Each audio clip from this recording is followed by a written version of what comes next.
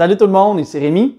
Suite à plusieurs articles qui ont paru à la fin mars, à savoir que les locataires n'arriveraient pas à payer leur loyer le 1er avril, eh bien, un petit peu plus d'un mois plus tard, je fais le point à savoir si les locataires paient ou si les locataires ne paient pas le loyer depuis avril. Fin mars, j'ai fait une vidéo qui explique les deux côtés de la médaille au fait de payer ou de ne pas payer son loyer. C'était vrai au 1er avril et c'était encore vrai au 1er mai qu'on vient de passer. Les locataires sont toujours dans l'obligation de payer leur loyer malgré la crise. Mais la grande question, c'est à savoir si les locataires ont vraiment payé leur loyer quand même, parce que la Régie du logement a suspendu toute éviction. Donc, on se pose ici la question à savoir si certains locataires en auraient profité pour ne pas payer leur loyer. De mon côté, voici les chiffres.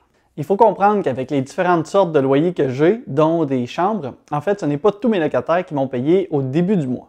Oui, j'ai des paiements qui vont rentrer le 1er, mais en même temps, j'ai aussi des paiements qui vont rentrer tout au long du mois. Pour les loyers du 1er avril, j'avais 52 locataires qui étaient à cette date-là. Sur ce nombre, eh bien, il y en a eu quand même 25 qui m'ont payé le ou avant le 31 mars, c'est-à-dire avant même le 1er avril. C'est quand même un bon départ.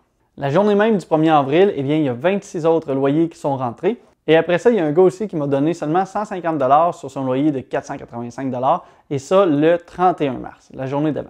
Ce gars-là, il était sur le chômage et ça n'avait pas tout rentré dans son compte, donc il a communiqué avec moi à savoir s'il pouvait en payer une partie maintenant et le reste, ben, le jour où il y aurait son chômage. Qu'il y ait la crise ou non, eh bien, c'est pas sa première fois, c'est-à-dire que ça y arrive quand même régulièrement de payer en plusieurs versements. Et avec tout ce qui se passait, eh bien, cette fois-ci, j'ai décidé de ne pas trop chicaner et en fait, j'ai accepté ça et je savais qu'elle allait finir par payer. Et ensuite, eh bien, tous mes autres locataires qui paient à différentes dates au travers du mois, eh bien, ils ont tous payé au moment où c'était la date de payer leur loyer. Avec tout ça, je peux donc dire que j'ai tous mes locataires qui ont payé leur loyer en date et lieu, sauf un seul qui a décidé de payer en plusieurs versements. Et lui qui fait le paiement en deux versements, eh bien, c'est allé au 15 avril où il a envoyé le reste du paiement par transfert. Et en fait, dans son montant, il y avait même 70 $ qui couvraient une partie du mois de mai. Eh bien, ce même locataire qui m'a payé le mois d'avril en retard, parce qu'on avait quand même pris une entente qu'il allait faire en plusieurs versements, eh bien, il m'a payé le mois de mai le 24 avril en avance. D'ailleurs, j'ai un locataire qui m'a payé le 1er avril en argent. Et quand il m'a remis l'argent, eh bien, je trouvais qu'il y en avait un petit peu plus épais que d'habitude. Donc, pendant que je comptais tout ça, il m'a dit en fait qu'il m'a payé pour le mois d'avril et le prochain mois de mai parce qu'il voulait être sûr qu'on n'ait pas à se revoir, peu importe ce qui se passait.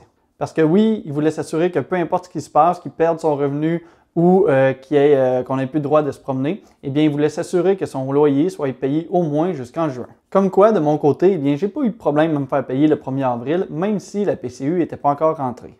Et il faut dire en fait qu'à la fin mars, eh bien, il y a plusieurs de mes locataires qui, même s'ils avaient arrêté de travailler, recevaient leur dernière paye autour de fin mars, c'est-à-dire que pour eux, le loyer d'avril n'était pas vraiment un problème. Après la première semaine d'avril, eh bien, la grosse polémique est pas mal passée. On n'entend presque plus parler dans les médias. Il faut dire aussi que c'est entre autres parce que le gouvernement a réussi à envoyer de l'argent très rapidement en avril. Je dirais peut-être même trop rapide, mais ça, c'est un autre débat. Ça a fait en sorte qu'une fois que le loyer de mai est arrivé la semaine dernière, eh bien, tout le monde avait quelque chose pour pouvoir le payer. Mais avec tout ça, est-ce que j'ai juste été chanceux que moi, tous mes locataires me paient ou c'était quand même une crainte qui était fondée à savoir si des locataires n'allaient pas payer leur loyer? Si je regarde différentes personnes ou entreprises qui ont des locataires, eh bien, on peut se référer un petit peu à Steve, qui a le blog Jeune Investisseur Immobilier, qui pour lui, au début du mois d'avril, il y avait environ 20% de ses locataires qui n'avaient pas encore payé leur loyer. Sur son blog, il a précisé que c'était seulement au niveau résidentiel qu'il y avait eu quelques retards de paiement, environ 20% des gens, parce qu'en fait, sur tout ce qui était commercial pour lui, et c'est la même chose pour moi d'ailleurs, tous mes revenus commerciaux, eux, sont arrivés à temps au 1er avril. De mon côté, j'ai seulement eu un entrepôt qui a été payé finalement fin avril, mais ce n'était pas nécessairement un gros montant. Et pour revenir à Steve, eh bien, au milieu du mois d'avril, environ le 15 avril, il lui restait environ entre 3 et 4 locataires qui n'avaient pas encore payé leur loyer. Lui et ses associés, ils ont presque une centaine de loyers, c'est-à-dire que 3-4 sur une centaine de loyers, eh bien, c'est normal quand même qu'il va y avoir des gens qui ne paieront pas nécessairement leur loyer à temps, peu importe qu'il y ait la crise ou non. Donc, à ce niveau-là, on peut dire que la situation était la même qu'avant et que ça ne changeait pas vraiment rien malgré la crise. Selon la Corpic qui veut dire Corporation des propriétaires immobiliers du Québec, en date du 6 avril, en faisant une enquête auprès de 2594 propriétaires, il y avait encore un propriétaire sur deux qui n'avait pas encore reçu tout leur loyer. Selon eux, c'est 14% des locataires qui n'avaient pas encore payé leur loyer, mais sur ce nombre, eh bien, il y avait 72% des propriétaires qui avaient pris entente avec les locataires pour se faire payer au moment où l'aide gouvernementale allait rentrer. Donc encore là, on sait que les locataires savent qu'ils doivent payer leur loyer. C'est juste que oui, il y en a qui ont quand même eu à attendre quelques jours pour attendre l'aide gouvernementale qui allait rentrer. Des exemples comme ça, il y en a vraiment tout plein et ça revient toujours à la même chose. Les locataires ont payé ou vont payer leur loyer comme à l'habitude. Et c'est bien ici parce que le loyer, c'est une dépense essentielle au même point que l'épicerie. Et comme j'ai dit dans ma vidéo de fin mars sur les locataires qui sont obligés de payer leur loyer, eh bien pour la plupart des propriétaires, les loyers reçus servent simplement à couvrir les dépenses de l'immeuble. C'est-à-dire qu'un propriétaire, eh bien, il ne s'enrichit pas nécessairement avec de l'argent sonnant à tous les mois et que s'il ne reçoit pas le loyer, eh bien, il ne pourra pas payer les dépenses de l'immeuble. Et les dépenses de l'immeuble, ben, ils ont resté là et ils sont quand même très nombreuses. Des exceptions, il y en aura quand même toujours. Et des gens qui profitent de la crise pour ne pas payer le loyer, eh bien ça, il y en a aussi.